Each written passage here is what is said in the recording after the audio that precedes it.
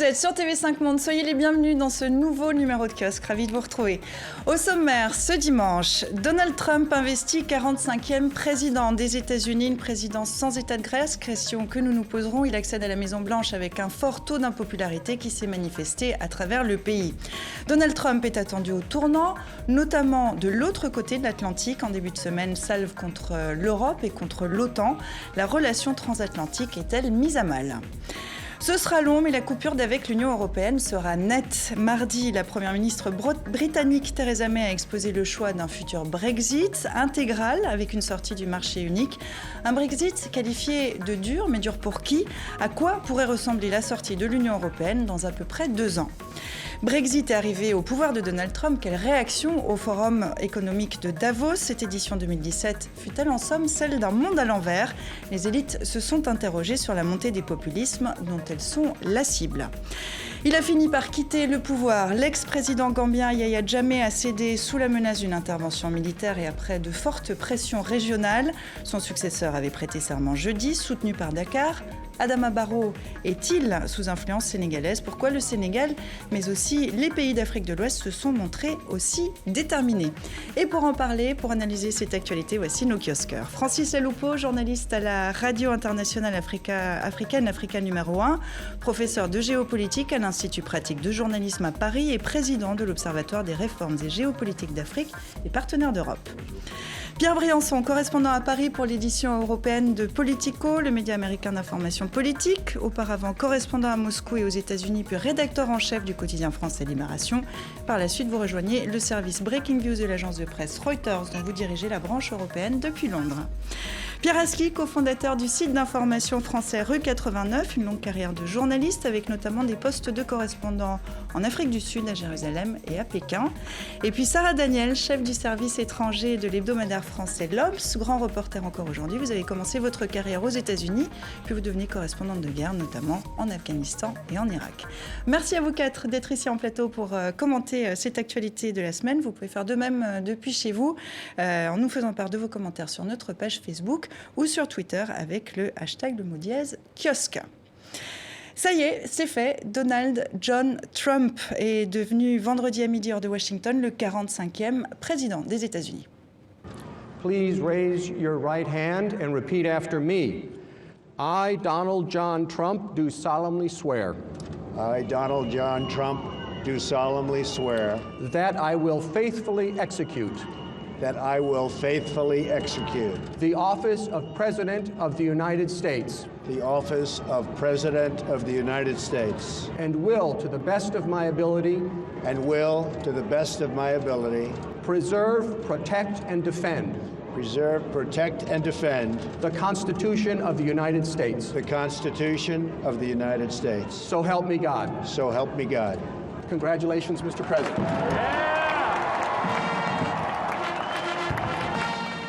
Alors, tout de suite après, Donald Trump a tenu son discours d'investiture, le premier comme président des États-Unis, un discours radical qui tranche avec le ton habituel de l'exercice.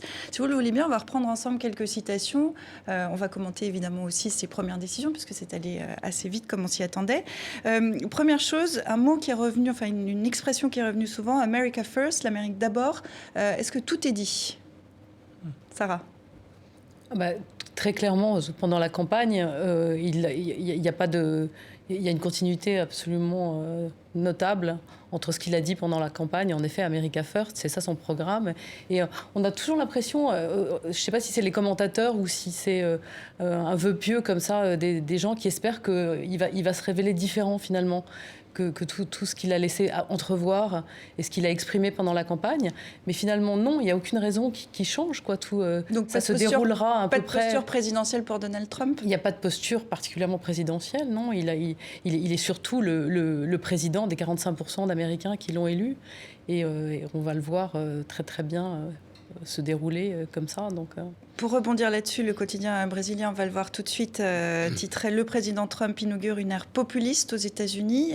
Est-ce que c'est le bon terme, un nationalisme populiste ? Je crois que populiste, c'est un mot qu'il faut se garder d'employer parce qu'il est venu signifier trop de choses à la fois dans trop de pays différents et donc on l'accommode à toutes les sauces. C'est devenu un terme médiatique dénué de sens et de profondeur. Mais je suis entièrement d'accord avec Sarah, c'est qu'il ne va décevoir personne. C'est une calamité qui s'abat sur les États-Unis. Il suffit de lire ce qu'il a dit.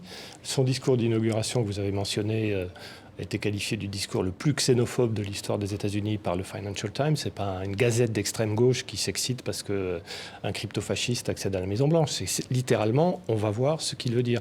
La nomination de son gouvernement, qui sont un ramassis de militaires et de milliardaires, exactement en tout point conforme à ce qu'il avait annoncé pendant la campagne. Il nomme une partisane de la privatisation de l'éducation à l'éducation. Il nomme le patron d'une chaîne de fast-food au ministère du Travail. Il nomme un complotiste comme conseiller national à la sécurité. Donc on a exactement cette espèce de cours des miracles et même plutôt un peu qui fait peur, enfin dans le sens un peu tragique du terme, qui fait qu'on va voir ce qui va se passer. La question, à mon avis, c'est plutôt de savoir s'il va durer un mandat entier, parce que les institutions américaines on va s'y intéresser. Autre phrase encore, aujourd'hui, nous transférons le pouvoir depuis Washington pour le rendre à vous, le peuple. Il n'a pas oublié qu'il l'avait élu. Est-ce qu'on peut parler là d'un point de rupture avec le système bipartisan des États-Unis aussi ? Est-ce que c'est ça qu'il a voulu mentionner au Capitole depuis le Capitole ? Il y a un paradoxe énorme, parce que quand on regarde la composition de son gouvernement, il n'y a jamais eu autant de milliardaires pesant aussi lourd dans l'économie.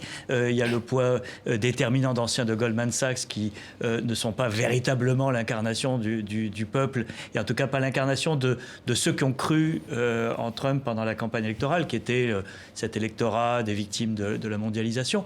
Et donc il y a un vrai paradoxe à choisir ces gens-là pour appliquer sa politique et prononcer ces mots-là sans que personne n'y voit ni de contradiction, ni quoi que ce soit de choquant. Il y a une chose, c'est vrai ce qu'on disait sur le fait que, en gros, il y a l'attente qu'on pouvait avoir qu'il soit différent une fois élu et que tout ça n'était que de la démagogie pour se faire élire, ne s'est pas réalisée, et elle déçoit certes les commentateurs, mais ça c'est pas très important. Elle déçoit aussi l'establishment républicain qui espérait, même publiquement dans le monde, il y a quelques jours, vous aviez Karl Rove, qui est un des gourous républicains aux États-Unis, qui disait il faut pas le prendre au pied de la lettre. Le problème, c'est que les premières 24 heures, que ce soit son discours d'investiture, les remarques qu'il a faites lors de sa visite à la CIA, ses attaques contre la presse, l'attitude de son porte-parole, etc. Enfin, il y a tout un tas de signes montrent qu'effectivement, je pense qu'il faut prendre Trump au pied de la lettre,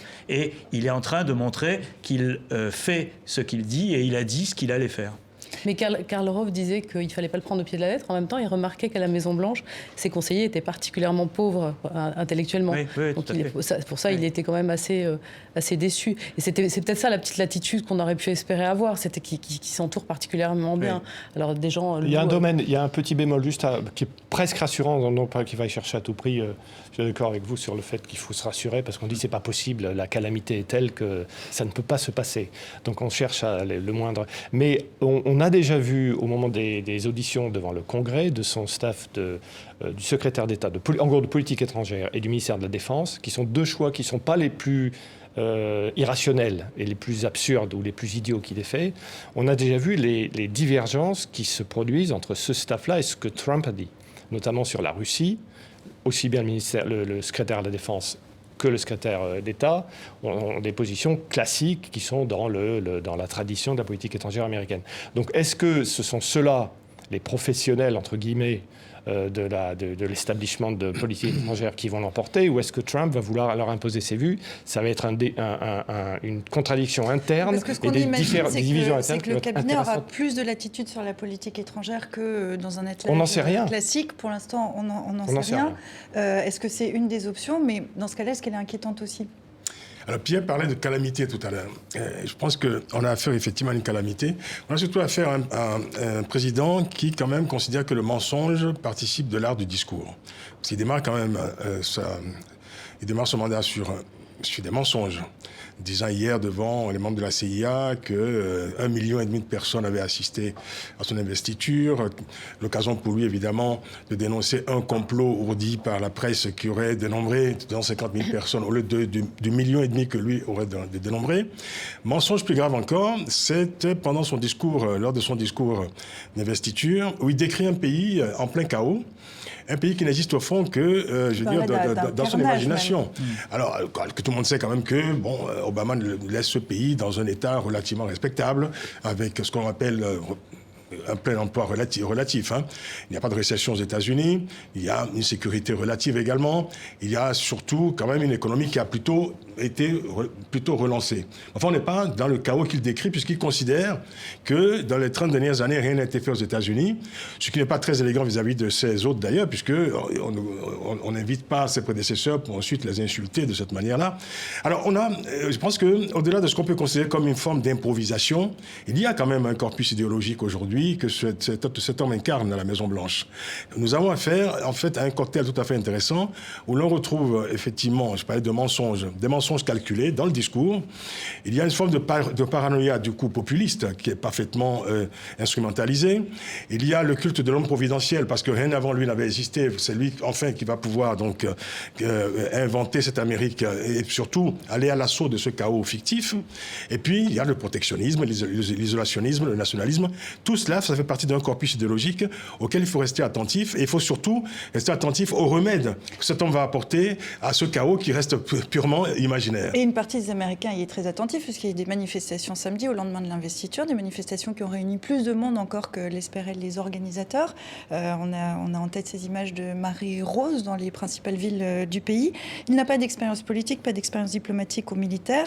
Sa cote de popularité est au plus bas, donc il va être jugé sur ses actes. Pour l'instant, on ne peut pas le savoir là non plus comment il va se positionner, mais est-ce qu'on peut dire que d'ores et déjà il n'y aura pas d'état de grâce pour lui? Est-ce qu'il en a conscience? Je crois qu'il en a cure. Je pense que ce n'est pas tellement son souci. Il considère qu'il a raison contre le monde entier.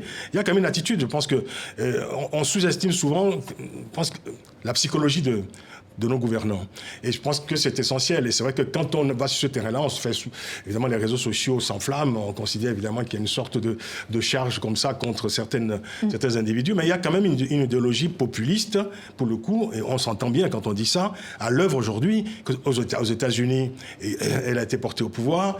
On peut également voir du côté de la Russie. Et aujourd'hui, en Europe, on a assisté hier à une réunion de tous ces partis d'extrême droite en Europe qui considèrent que leur temps est arrivé et qu'on allait assister à une révolte électorale prochaine mois sur le en Europe. culte, cette espèce de vénération de l'homme fort, il est tout à fait représentatif de cette culture du bully en anglais, c'est-à-dire cette espèce de gros dur de cours de récréation qui pique les tartines aux enfants qui ont 2 ans de moins que lui.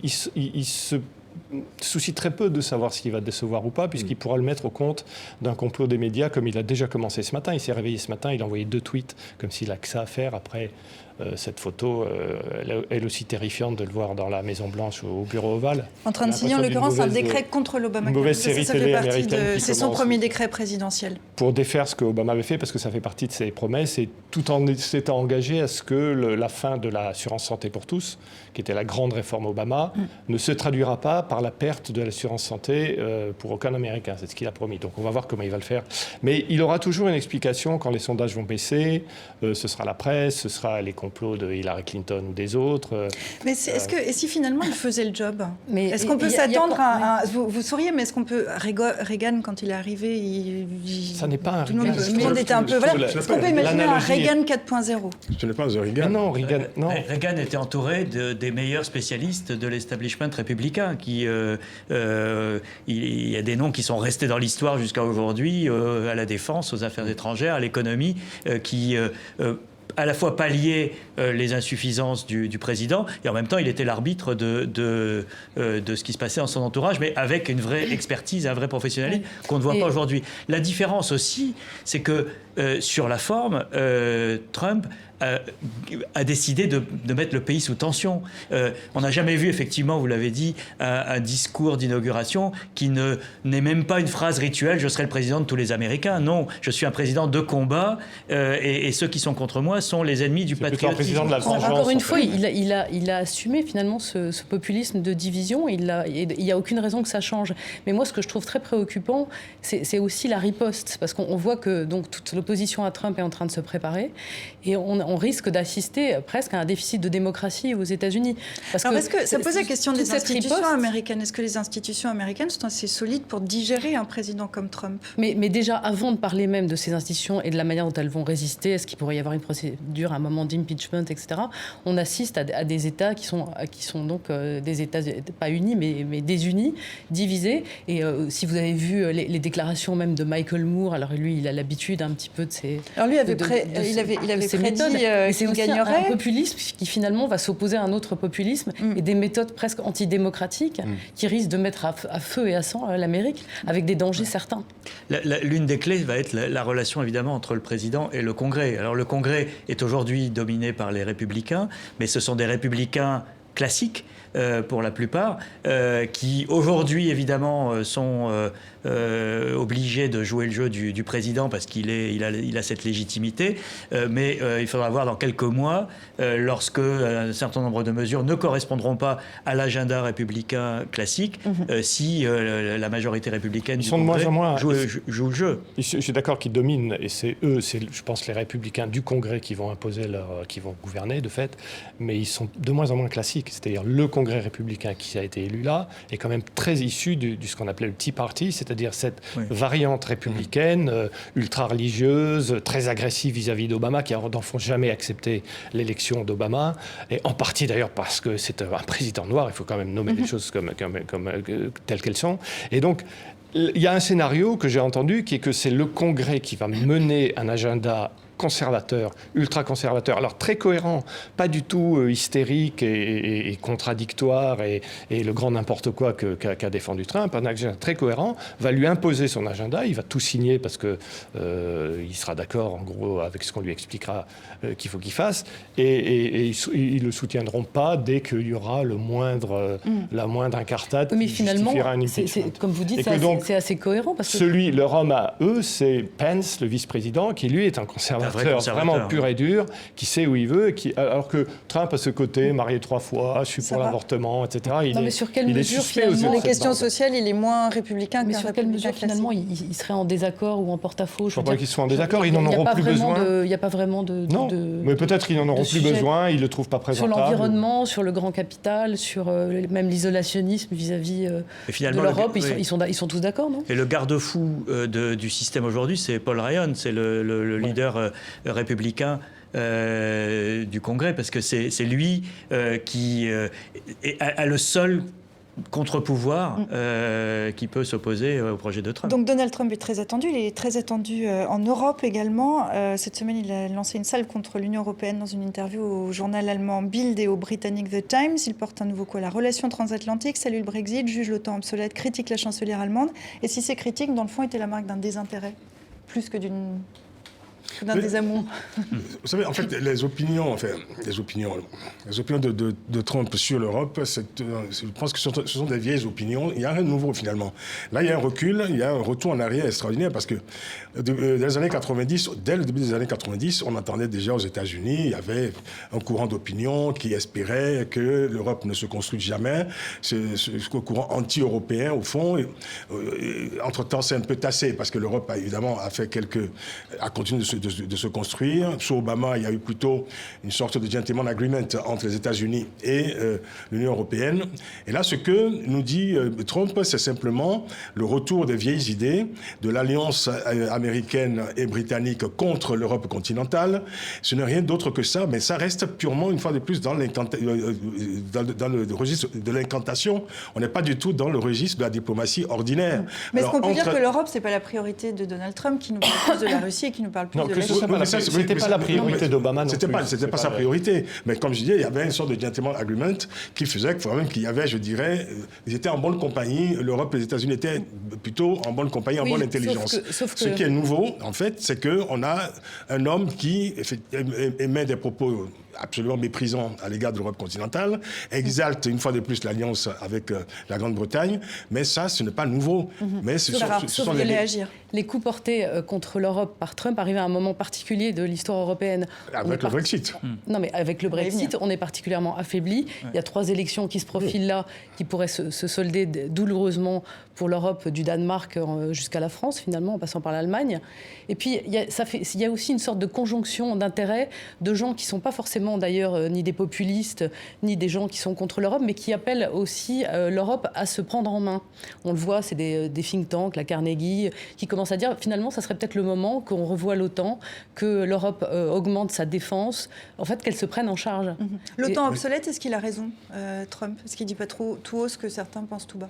Le problème, on enchaînera avec le Brexit, parce que là, je crois que... Le problème, c'est que si Trump se contentait d'être indifférent à l'Europe, je pense que l'Europe serait fort aise avec ça. Et c'est ce qui s'est passé d'ailleurs pendant les années Obama, où Obama regardait le fameux pivot vers l'Asie, ou les problèmes du Moyen-Orient qui l'ont rattrapé. Mais l'Europe n'était pas du tout son centre d'intérêt. Le problème dans cette déclaration, en tout cas, ce qu'il a laissé entendre dans cette interview et dans son entourage, c'est que c'est un président de combat contre l'Europe. Parce que son attitude avec la Grande-Bretagne, on en parlera avec le Brexit, ou cette déstabilisation de l'OTAN, effectivement, on peut très bien remettre sur la table l'existence, le fonctionnement, les mécanismes, le financement de l'OTAN, mais il ne s'agit pas de désarmer l'Europe à un moment où elle est fragile. Il s'agit de revoir l'architecture européenne, et ce n'est pas ça qu'il a en tête aujourd'hui. Je vous propose qu'on continue. Il n'y a pas de corpus idéologique chez Trump. Il n'y a pas une pensée qui se traduit par un certain nombre d'expressions ou de trucs. Il y a la pensée brute, même pas la pensée, la réaction brute. Sauf celui peut-être des affaires. Il faut pas. Enfin, je pense qu'au communisme fondamental, en essayant de penser qu'il y a une idéologie derrière, cohérente, structurée, qui se baserait sur un corpus intellectuel travaillé. Reagan, oui, c'était le cas. Il y avait un renouveau intellectuel de la droite américaine. Lui, pas du tout. Donc il y a une espèce de haine. Sauf l'America First, quand même. Oui, alors ça, oui. C'est le degré zéro de l'idéologie, si vous voulez, mais elle est quand même là. Oui. Et je pense que les attaques sur l'Europe, c'est des attaques. Et les attaques sur l'Europe, c'est on ne défend plus l'Europe. Et ça, je pense qu'il faut aussi résoudre. Ils ne vont plus payer pour le temps, de moins en moins, dès qu'ils vont se retirer. Parce qu'on va continuer à parler de l'Europe. On va s'intéresser au corpus idéologique de l'Europe sur la question européenne. Donc, on l'a bien compris, il n'y a à peu près que le Brexit qui a trouvé grâce aux yeux de Donald Trump. Et justement, cette semaine aussi, Theresa May présentait son plan d'action pour ce Brexit. Plus question d'entretenir le flou. La rupture entre le Royaume-Uni et l'Union européenne sera claire et nette. Ce que je propose ne peut pas signifier une appartenance au marché unique. Nous quittons l'Union européenne, mais nous ne quittons pas l'Europe. Et c'est pour cela que nous voulons un partenariat nouveau et égal entre un Royaume-Uni mondial, indépendant, qui s'autogouverne, et nos amis et alliés dans l'Union européenne. Pas d'adhésion partielle à l'Union européenne, d'adhésion associée à l'Union européenne ou quoi que ce soit qui nous laisse à moitié dedans, à moitié dehors. Nous ne cherchons pas à adopter un modèle qui est déjà utilisé par d'autres pays.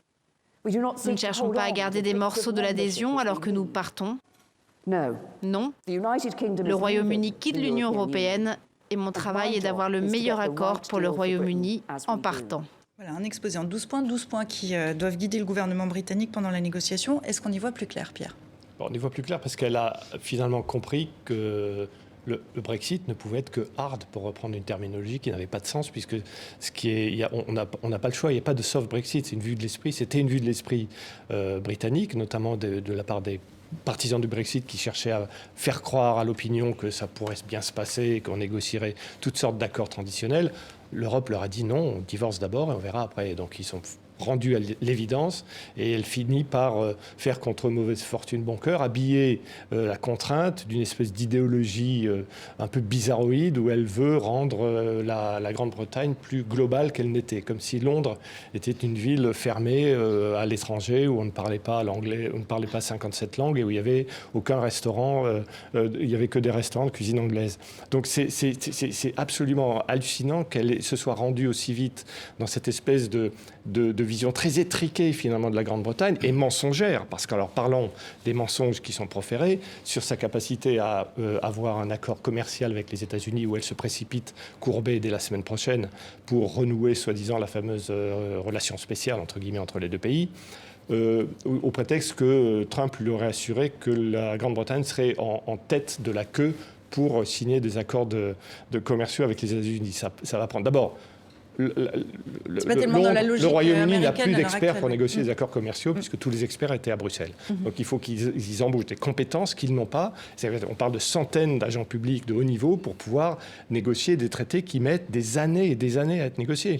Donc l'idée que dans 2 ans, ils vont pouvoir sauter d'un accord avec l'Europe, ou en fait l'appartenance à l'Europe, à un accord de libre-échange avec les États-Unis est une vue de l'esprit. Mais est-ce que du coup il y a un coup de bluff de Theresa May malgré tout, une espèce de préparation au chantage ou une tactique de négociation?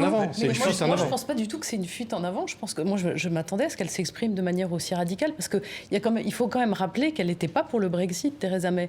Donc il y a aussi une volonté de toutes ces élites, et on en parlera si on parle de Davos après. Il y a une sorte de réalisation de ce décalage entre le peuple et les élites.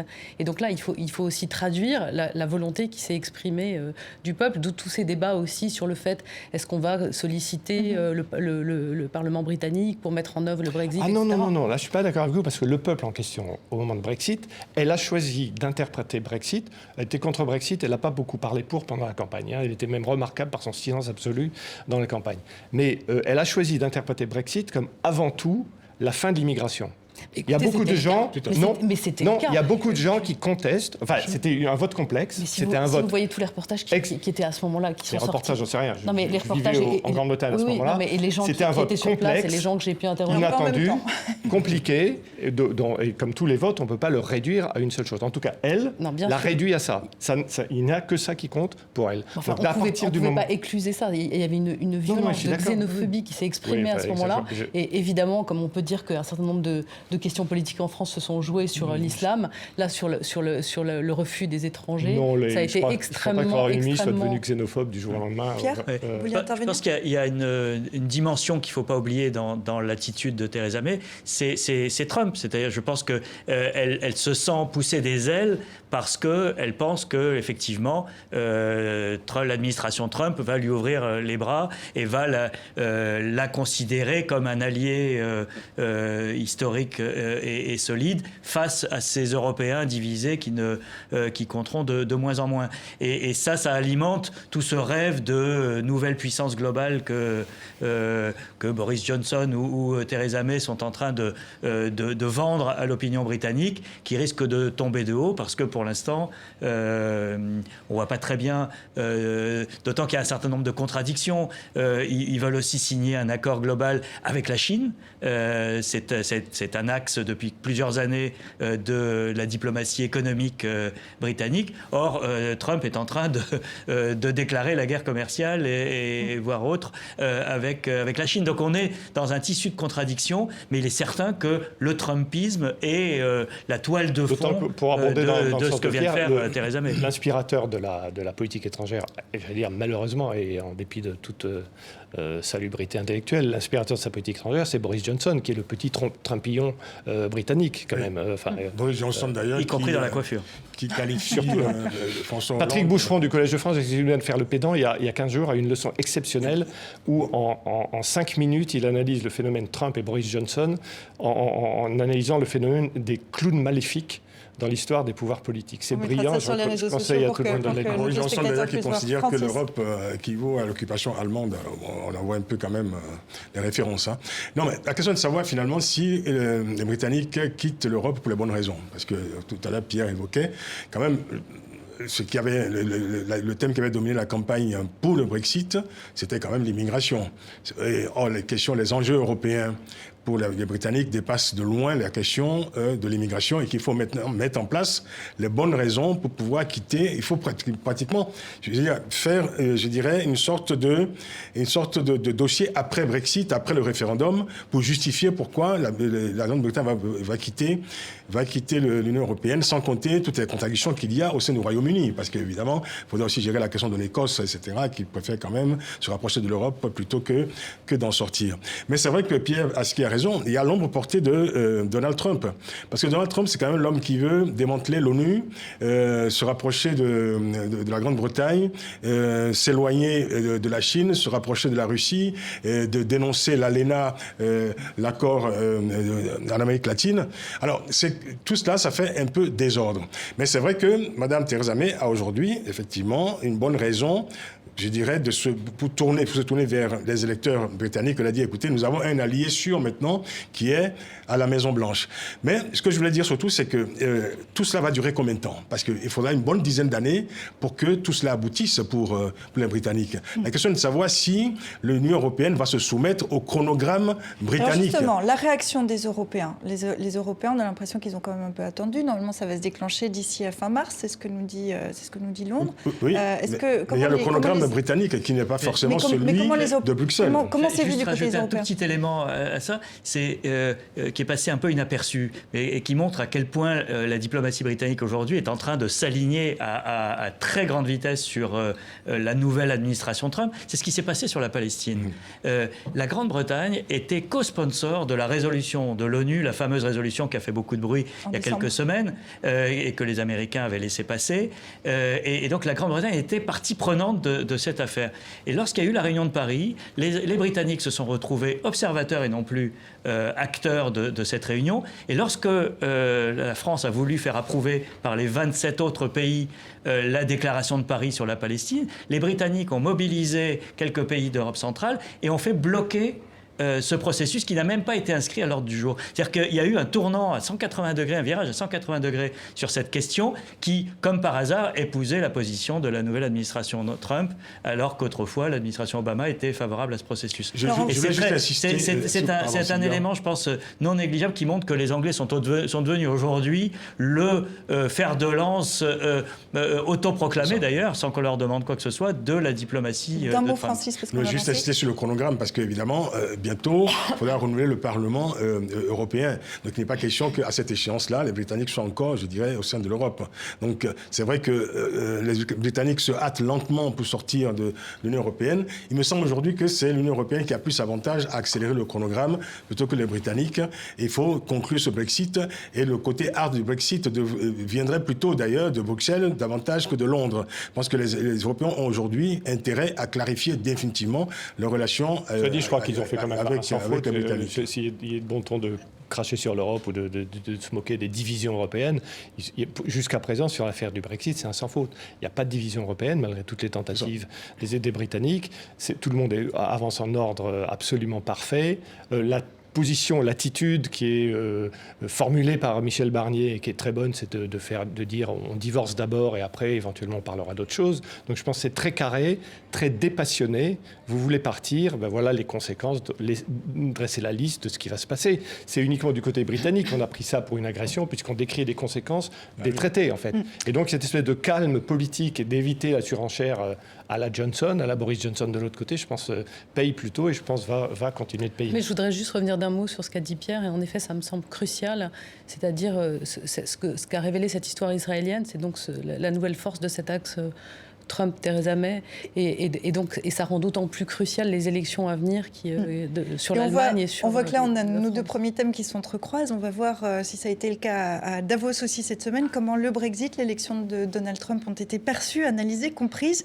Cette édition 2007 du Forum économique a tenté de décrypter ce nouvel ordre international. Ces deux chocs politiques, aucun des deux n'avait été prévu l'an dernier à Davos. Alors, est-ce que ces élites mondiales se sont demandé comment les électeurs du Brexit de Donald Trump et des mouvements gouvernements populistes européens ont accumulé tant de ressentiments contre eux.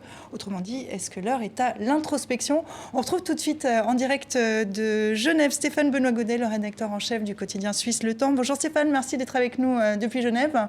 On vous passe le bonjour. Bonjour à vous, merci de me recevoir. Vous étiez à Davos cette semaine. Le populisme, ses causes, ses symptômes étaient au cœur de plusieurs débats. Est-ce qu'on peut dire qu'aujourd'hui, le déni n'est plus de mise à Davos ? C'est vrai qu'il faut réfléchir à la donne. Davos, c'est un petit peu le temple de la mondialisation. Pendant toutes ces années, le forum a accompagné ce phénomène de mondialisation. Il a été souvent remis en cause. Il y a eu, juste après l'OMC, en 1999, les émeutes qu'il y avait eu à ce moment-là dans la station même Grisons. Il y a eu aussi la remise en cause au moment où il y avait eu le crash des dot-com, vous vous souvenez, et puis les subprimes. Mais là, évidemment, l'an dernier, déjà, le forum s'était terminé avec le fait que le populisme allait devenir le plus grand danger. Le forum n'avait pas du tout attendu l'élection de Trump ni la sortie de l'Union européenne de la part de la Grande-Bretagne, mais il y avait déjà cette conscience très très forte qu'il y avait ce risque du populisme. Donc remise en cause, oui, mais il faut savoir que Davos, c'est quand même des patrons, des chefs d'État, des patrons d'ONG, des chercheurs, des professeurs de grandes universités de par le monde, donc c'est très difficile de trouver un consensus à chaque fois à Davos, mais ce qui est sûr, ce qui inquiète tout le monde, c'est le côté absolument irrationnel de la présidence Trump, puisque Anthony Scaramucci, qui est un des membres de l'équipe Trump, le seul membre qui était présent d'ailleurs à Davos de l'équipe de transition, était là pour faire un discours apaisant en disant que vous verrez, le président Trump aura un discours d'investiture qui est beaucoup plus modéré que ce que vous pensez, qui est pro-mondialisation. On a vu que ce n'était pas du tout le cas, donc de plus en plus, les élites, en tout cas celles représentées à Davos, se posent la question quel genre de partenaire cela va être, et le populisme, finalement, on s'en méfie à Davos parce que c'est quelque chose qui est sans raison, sans logique, et très difficile d'avancer, que ce soit pour les gens de l'économie, que ce soit pour les gens du secteur public. Quel genre d'accords commerciaux, quel genre de relations diplomatiques on va pouvoir avoir avec les États-Unis. Franchement, il y avait de l'introspection, mais il y avait surtout beaucoup d'interrogations sur ce que va être une présidence Trump. Alors Davos, c'est le temple de la mondialisation, cette mondialisation qui est de plus en plus décriée par ces électeurs dont on vient de parler, qui se considèrent les perdants de la mondialisation. Instruire ce procès de la mondialisation à Davos, ça ne demande pas de piquant, Stéphane. Oui, c'était passionnant de voir ça. C'est vrai que, comme vous le dites, le World Economic Forum à Davos, depuis 47 ans maintenant, depuis 1971 qu'il existe, finalement, a fait de son projet cette mondialisation en ligne de mire. Et puis finalement, c'était les Chinois, c'était notamment Jack Ma, le patron d'Alibaba, qui est venu, qui était déjà repéré par le forum depuis de nombreuses années, qui a dit, mais voilà, vous avez peut-être mal fait aux États-Unis notamment, vous avez mal redistribué l'argent.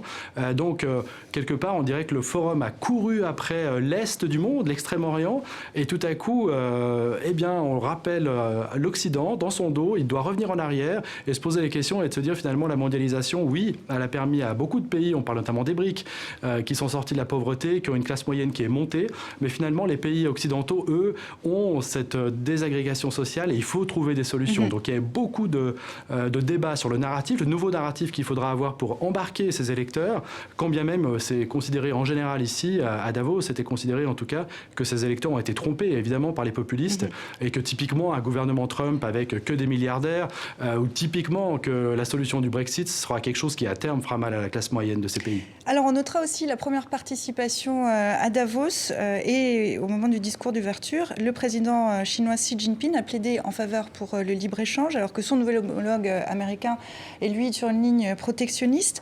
Est-ce qu'on peut dire que cette édition 2017 était un peu celle du monde à l'envers ?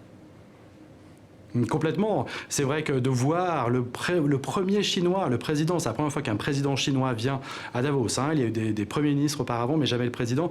Venir et avoir un discours pro-mondialisation, échange, rappeler les accords de Paris, comme quoi il était absolument crucial de continuer la voie qui avait été ouverte durant la COP21 sur les accords de Paris, donc protéger l'environnement. C'était un des grands succès de la présidence Obama qui s'était mis en cheville quelque part avec les Chinois.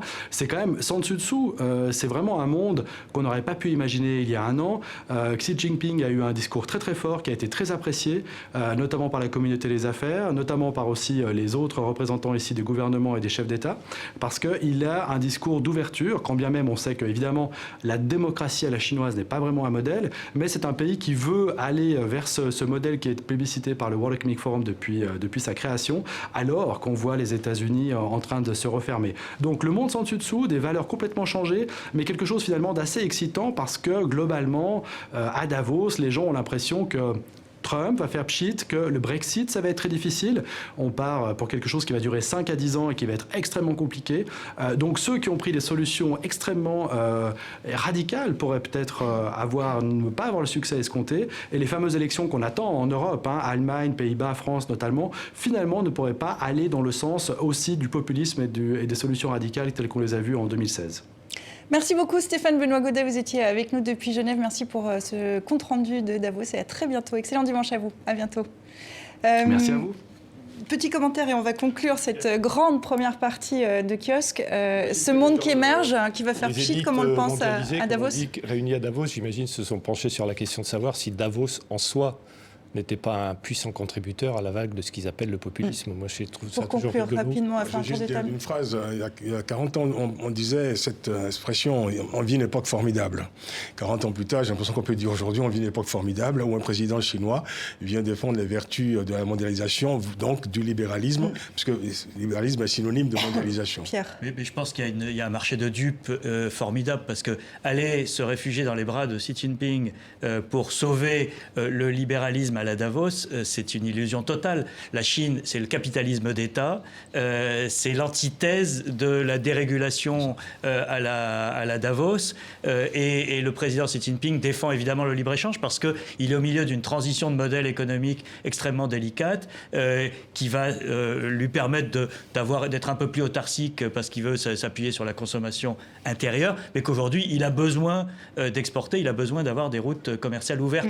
Donc il a sauté sur l'occasion, mais c'est une illusion totale des gens de Davos de penser que Xi Jinping est aujourd'hui ce que pouvait être le président américain hier. Illusion aussi vue depuis Davos sur ce monde qui émerge, qui va faire pchit, et ça sera Non, mais c'est vrai que la consécration de la Chine comme puissance bénéfique de la mondialisation est quand même assez savoureuse, et surtout si on pense qu'il a aussi parlé des résultats bénéfiques sur l'environnement. Enfin, le principal pollueur qui se rachète une conscience, c'est quand même assez savoureux.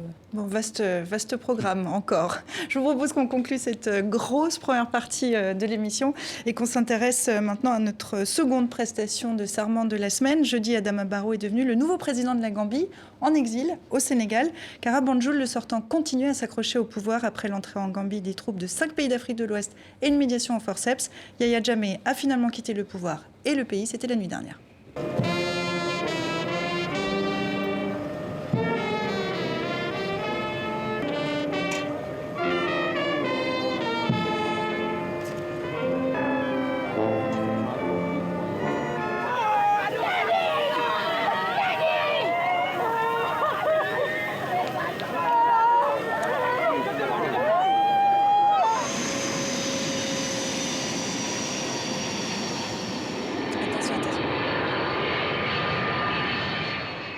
Pas une goutte de sang versée en Gambie cette semaine, ni pendant les 6 semaines de crise. Est-ce qu'on peut dire que c'est une jolie victoire pour la CEDEAO, pour la démocratie, pour la Gambie?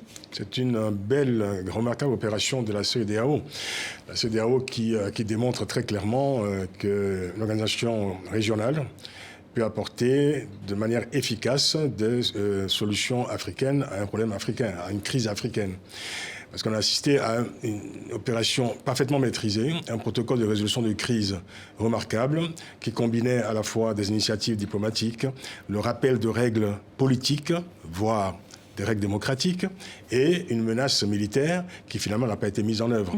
Alors, c'est une belle opération. Pour nos téléspectateurs, quand même, des troupes étrangères sont entrées sur sol gambien, des avions nigériens ont survolé la capitale, ça n'est pas anodin non plus, ça a fait partie de cette résolution de la crise. Sur fond de négociation. Voilà. Alors sur fond de négociation, finalement, Yahya Jammeh repart avec un certain nombre de garanties, notamment d'un point de vue judiciaire pour lui, pour ses proches. Il pourra revenir un peu en Gambie quand il le souhaitera.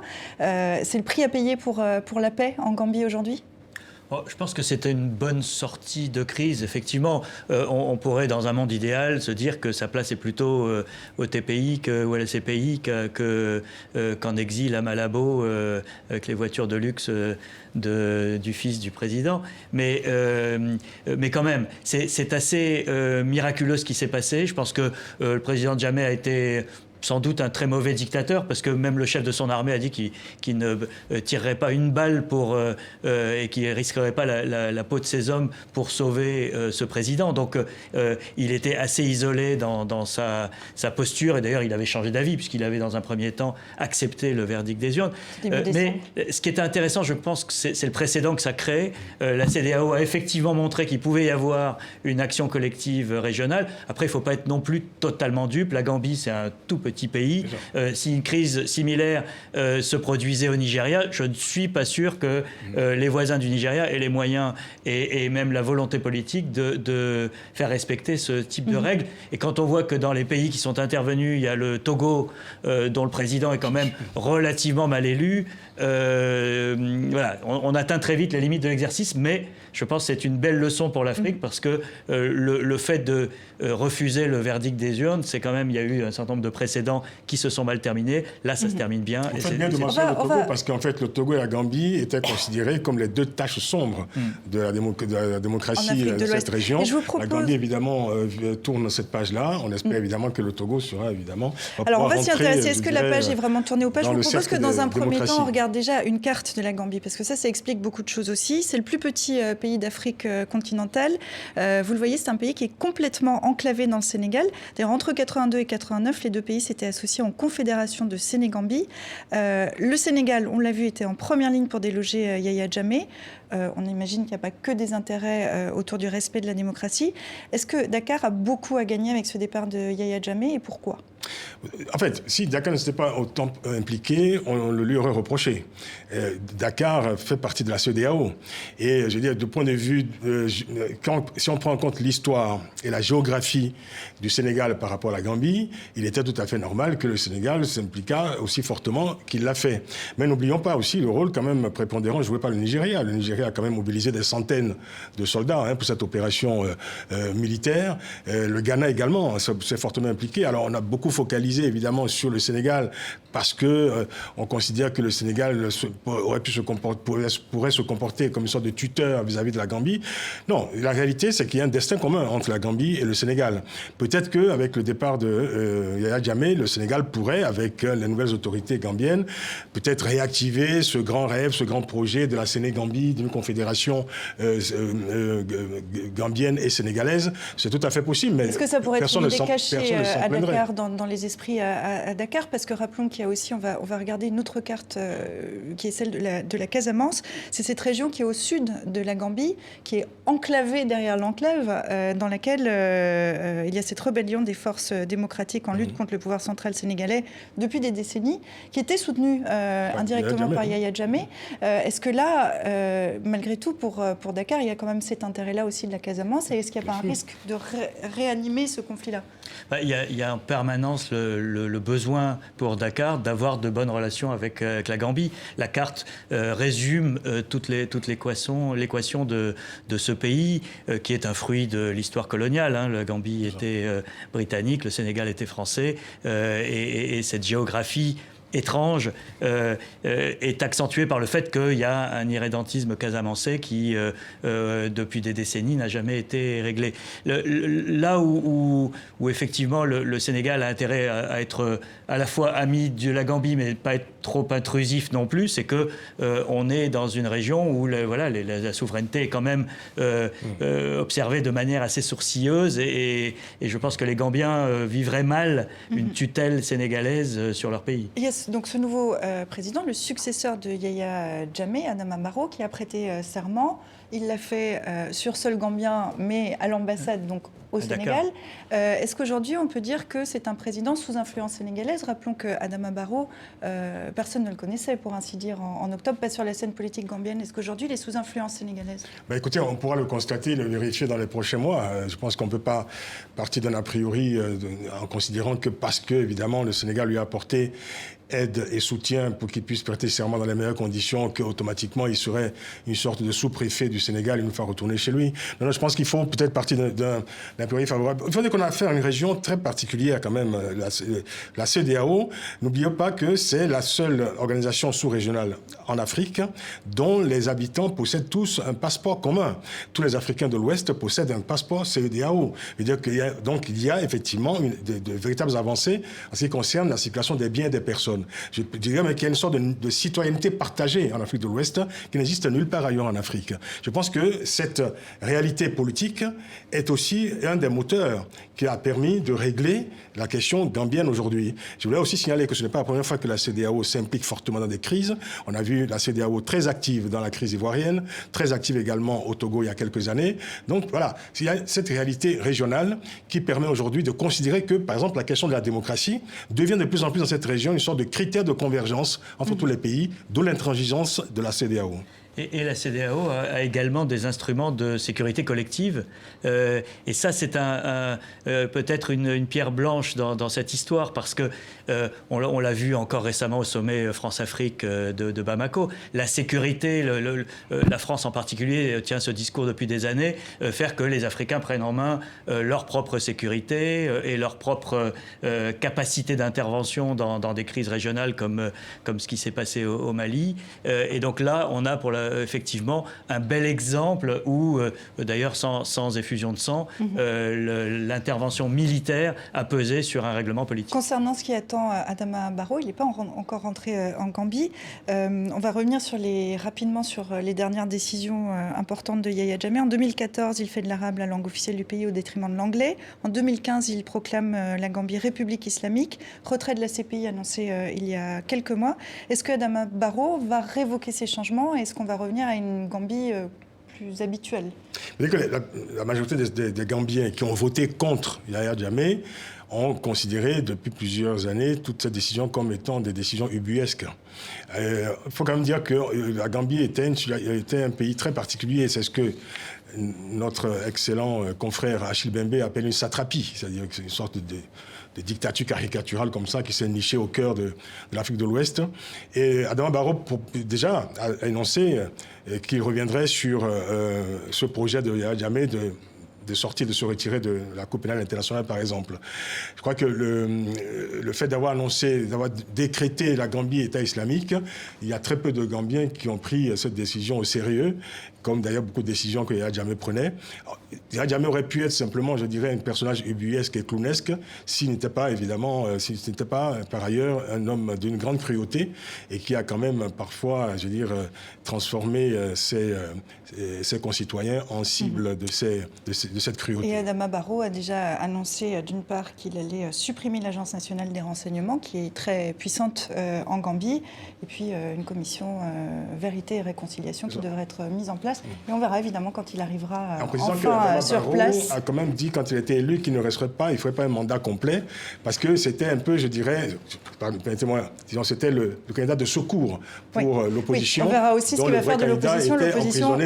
Et l'opposition qui va certainement peut-être revenir dans le jeu, donc on verra, on aura l'occasion d'en reparler. Je vous propose qu'on conclue cette émission comme toujours avec Dilemme, un coup de crayon pour cette actualité de la semaine. Une actualité, on l'a vu dans l'émission, dominée un peu quand même par l'arrivée d'un nouveau président aux États-Unis. Dilemme nous propose 2 dessins sur le moment de l'investiture. J'ai ma propre Bible, dit Donald Trump en tendant une liasse de billets verts à un juge interloqué. Et puis sur la prestation de serment du nouveau patron de la Maison-Blanche encore, Donald Trump est dessiné en marionnette dans la main droite levée du président russe Vladimir Poutine. Au lendemain de l'entrée en fonction de Donald Trump des manifestations à travers la planète, on en parlait tout à l'heure, contre Donald Trump et contre sa politique, les bonnets roses contre les bonnets blancs, le rose emblème de ces femmes qui ont défilé en grand nombre aux États-Unis en particulier, et le blanc pour représenter les suprémacistes blancs du Ku Klux Klan. En France maintenant, le premier tour de la primaire de la gauche se déroule en ce moment. Sera-t-elle un succès, demande Dilemme. Oui, si le nombre de votants dépasse celui des candidats, répond Jean-Christophe Cambadélis, le patron du Parti Socialiste. Un succès jusqu'ici cette primaire, Sarah ? Pierre? J'ai pas l'impression que le nombre de votants... Non, ça ressemble pas. Elle déchaîne pas les foules ni l'enthousiasme, apparemment. Donc premier tour aujourd'hui, second tour la semaine prochaine, et pour l'instant je vous sens un petit peu dubitatif. Bah, c'est une primaire pour élire le perdant magnifique de l'élection présidentielle, ou au mieux le premier secrétaire du Parti socialiste. Et au pire, veillée funèbre pour un parti socialiste mal en point. Bon, vous êtes sévère. On continue. Et pour finir, on va le voir avec en Syrie, ce retour à Palmyre du groupe État islamique. C'était il y a quelque temps. L'État islamique qui a commis de nouvelles destructions sur le site archéologique. Bientôt 2000 ans et des poussières. Un joli jeu de mots de dilemme pour une actualité qui, vous en conviendrez, l'est beaucoup moins. Et c'est la fin de ce numéro de Kiosque. Merci à vous quatre d'être venus en plateau commenter cette actualité. On voit qu'en ce moment, les grands thèmes se mélangent un petit peu. Merci d'avoir essayé de les démêler. Merci à vous qui nous regardez aux quatre coins de la planète. Merci pour votre fidélité. D'ici à dimanche prochain, vous pouvez nous retrouver sur les réseaux sociaux, sur Facebook, sur Twitter. Faites-nous part de vos questions, de vos commentaires. On y répondra, bien sûr. Passez une excellente semaine. Je vous dis à dimanche prochain.